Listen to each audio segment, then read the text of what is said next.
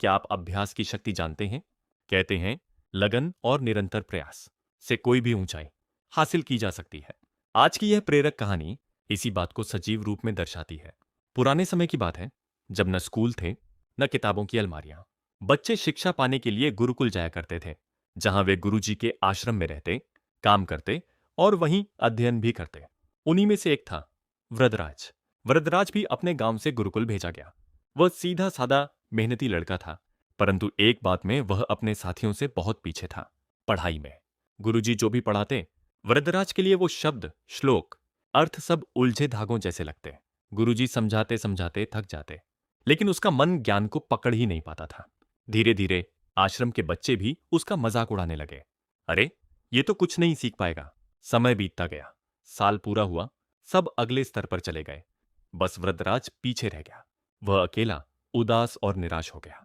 आखिर गुरुजी ने भी कहा, बेटा, मैंने पूरी कोशिश कर ली, पर शायद ज्ञान तुम्हारे भाग्य में नहीं है। घर लौट जाओ और खेतीबाड़ी करो। ये शब्द वृद्धराज के हृदय में गहरे उतर गए। भारी मन से वह अपने गांव की ओर चल पड़ा। दोपहर का समय था, सूरज सिर पर था और प्यास से उसका गला सूख रहा था। पानी की तलाश में उसने एक कुएं के पास कुछ औरतों को पानी भरते देखा। वहां उसने पत्थरों पर गहरे निशान देखे और आश्चर्यचकित होकर पूछा, मां, ये निशान कैसे बने? महिला मुस्कुराई और बोली, बेटा, ये निशान किसी ने बनाए नहीं है। रोज रोज रस्सी के रगड़ने से अपने आप बने हैं।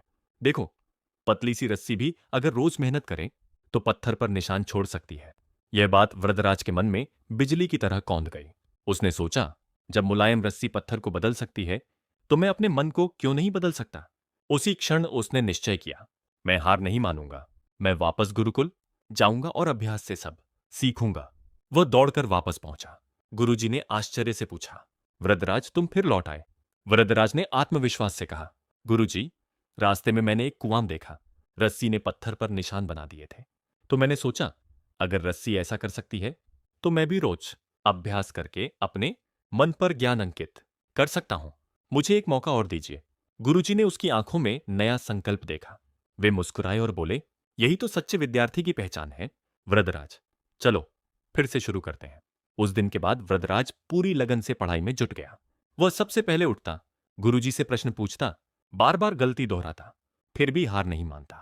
धीरे धीरे उसकी मेहनत रंग लाने लगी।